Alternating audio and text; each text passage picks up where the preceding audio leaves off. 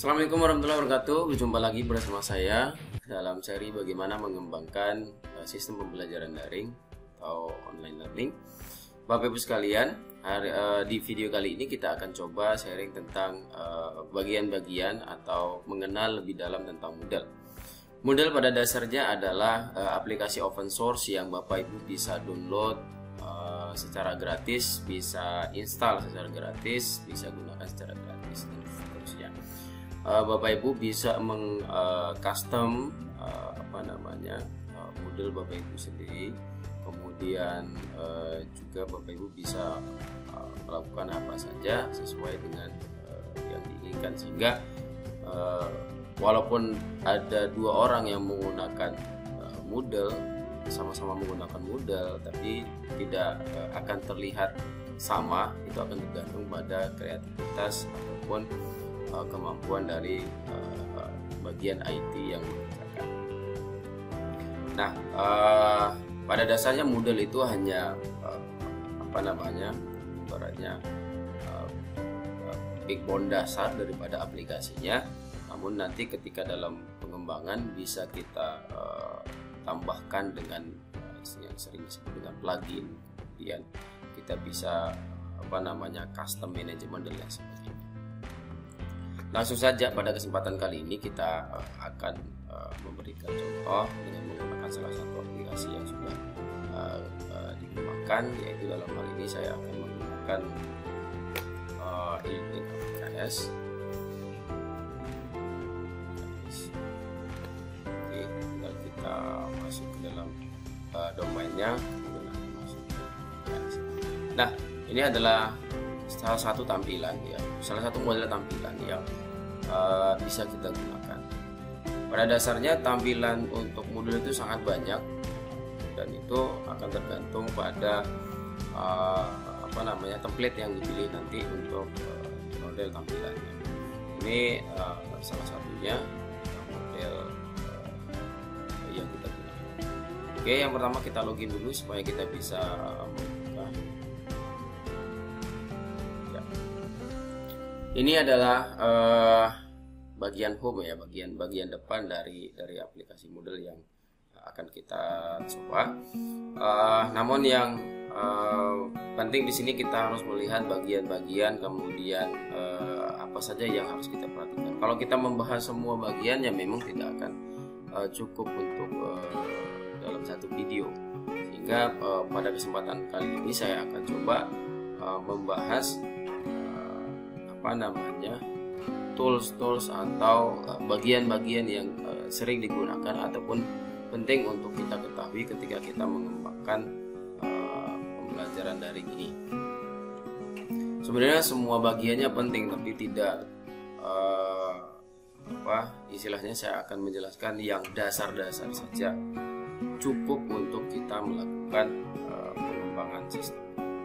Yang pertama adalah ini adalah sidebarnya. Di sini ada home, ada dashboard, ada event, ada my course. Yang ini itu nanti akan tergantung dari template yang kita pakai. Jadi kalau saya analogikan misalkan PowerPoint ya, PowerPoint itu ada template-templatenya.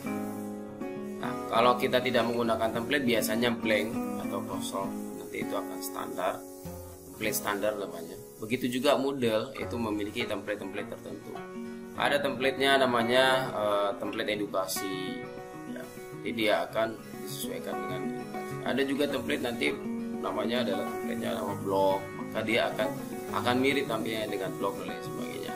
Untuk masalah template nanti di lain video saya bisa menunjukkan lebih banyak lagi.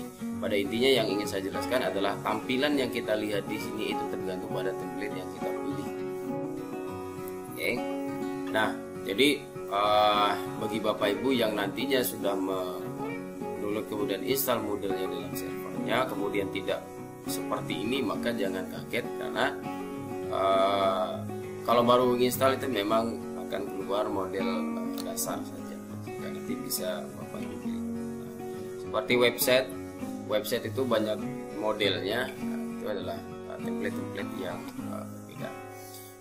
Baik, kalau di template yang saya pakai di sini ada sidebarnya, ada home, ada dashboard, ada event, ada my course.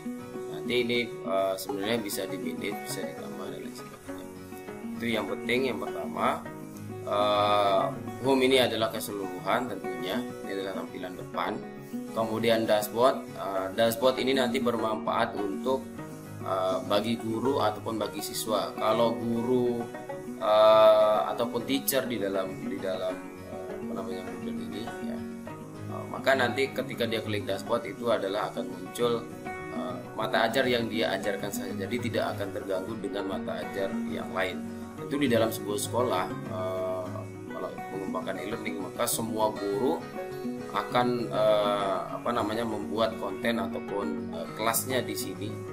Kalau mau lihat semua di home, kalau mau lihat yang kita punya saja atau yang kita buat saja atau yang kita ikuti saja, maka itu nanti akan ada di dashboard. Nah, kebetulan saya ini masih buka menggunakan admin, maka saya tentunya akan muncul semua.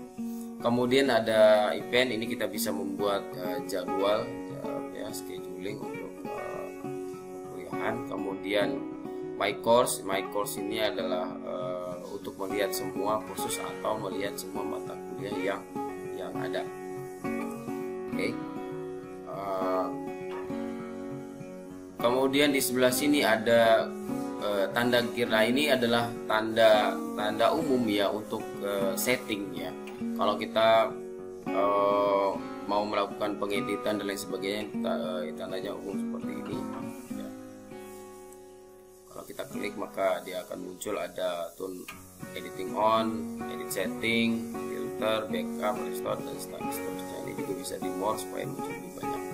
Intinya pada kalau kita mau melakukan editing maka di sinilah dia. Kemudian ada hidden block. Hidden block ini untuk kita menampilkan di sini ada menu setting. Kalau kita klik di sini maka dia akan hilang. Dan kalau kita klik dia akan muncul full screen untuk kita membuat dia menjadi ya full screen lah gitu ya. Nah, Bapak Ibu sekalian, itu yang tentang menu yang di atas. Nah, di sini ada profil saya. Ibaratnya nih kalau kita punya Facebook maka di sini akan muncul foto. Kebetulan ini saya tidak mencantumkan foto karena ini adalah akun admin yang saya pakai supaya saya bisa memberikan atau menampilkan semua yang ini saya lakukan. Karena di dalam model itu Bapak Ibu sekalian ada beberapa kelompok user ya, ada beberapa kelompok pengguna. Ketika kita menggunakan model maka kita harus tahu kita itu pengguna yang mana. Pengguna yang pertama namanya adalah admin atau super admin, di mana super admin ini bisa melakukan apa saja. Tentu super admin adalah yang menginstal tentunya ya, menginstal, kemudian dia bisa merubah template, dia bisa merubah segala hal yang ada di dalam model. Yang kedua namanya adalah manager atau biasa kita juga sebut dengan admin biasa, di mana kemampuannya hanya untuk merubah apa yang sudah ada di dalam model itu sendiri, seperti misalnya merubah course, membuat course, kemudian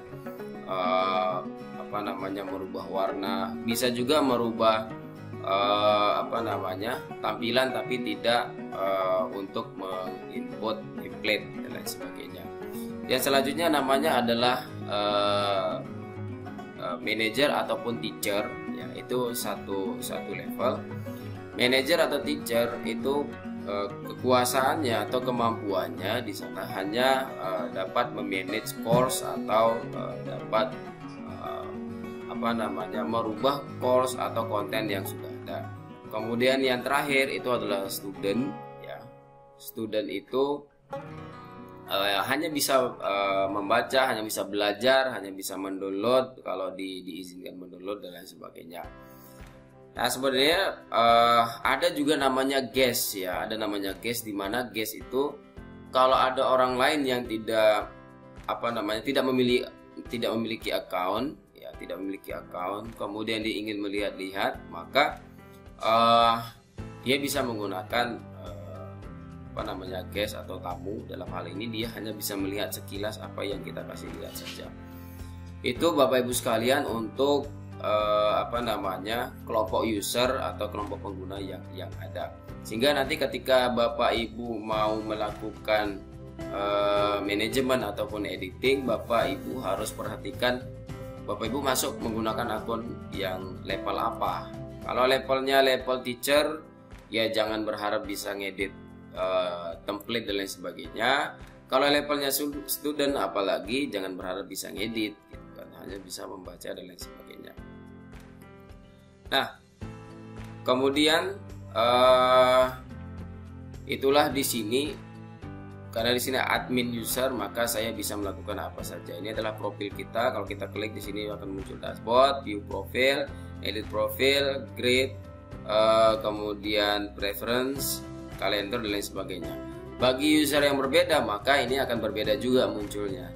Kalau student ya tidak akan muncul sebanyak ini.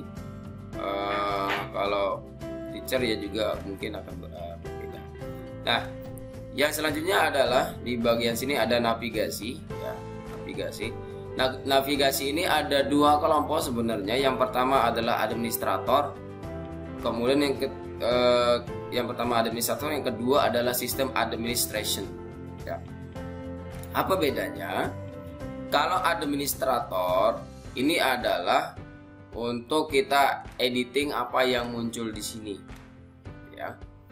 Kalau yang sheet administration ini untuk mengatur keseluruhan.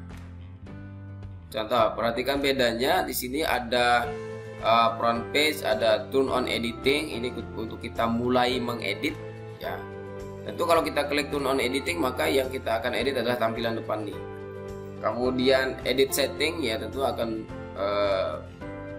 yang akan kita rubah adalah yang depan ini. Kemudian ada user, filter, report dan backup.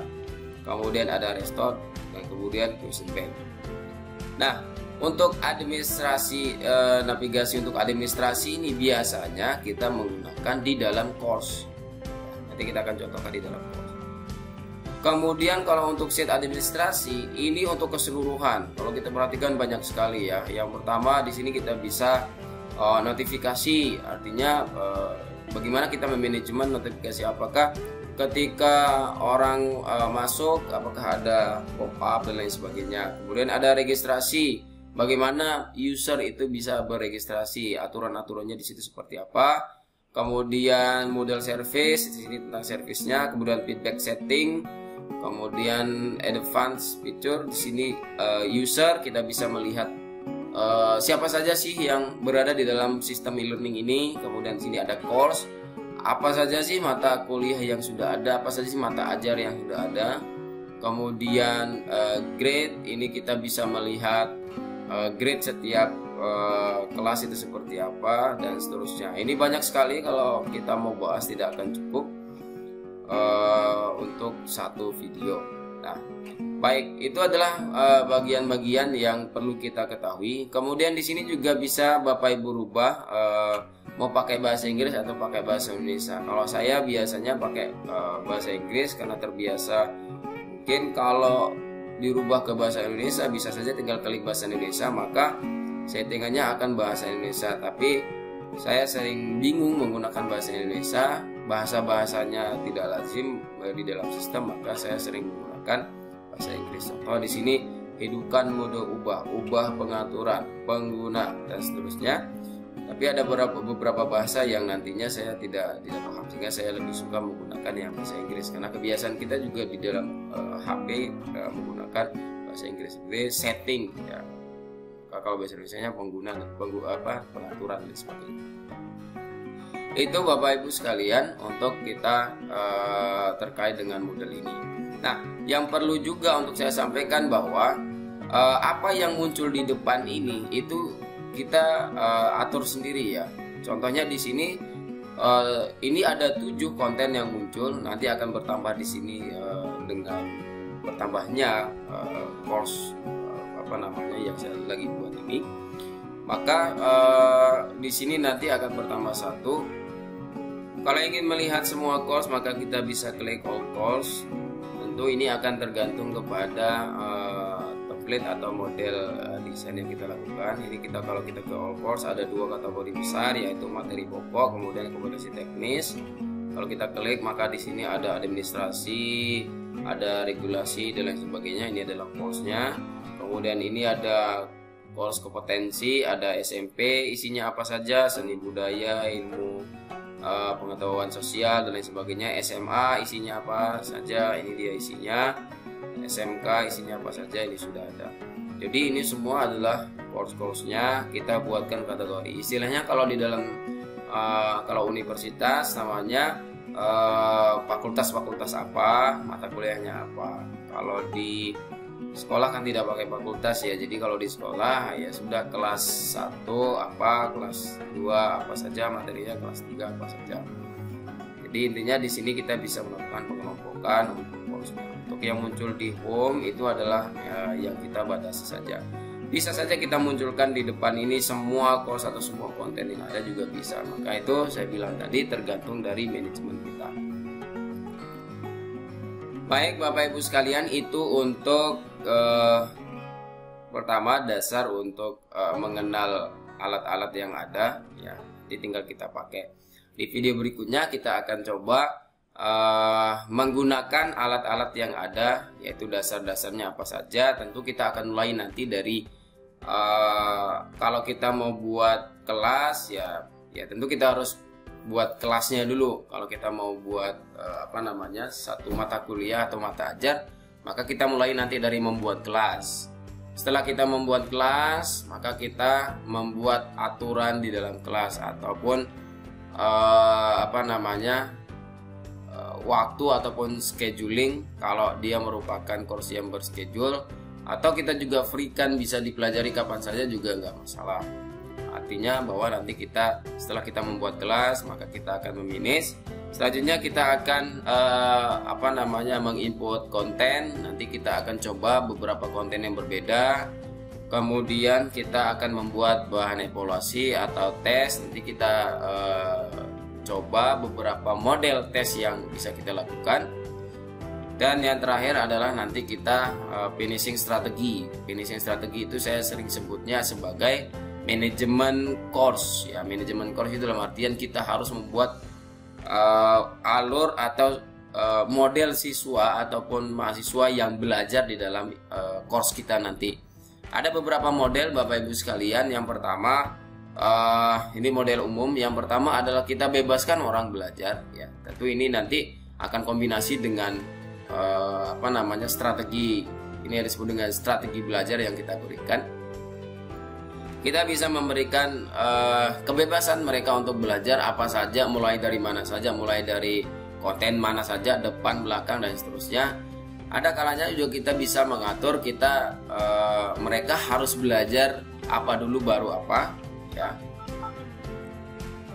Artinya bahwa kita membuat urutan pembelajaran untuk mereka, tidak bebas, mereka cap-cipcus ke sana kemari.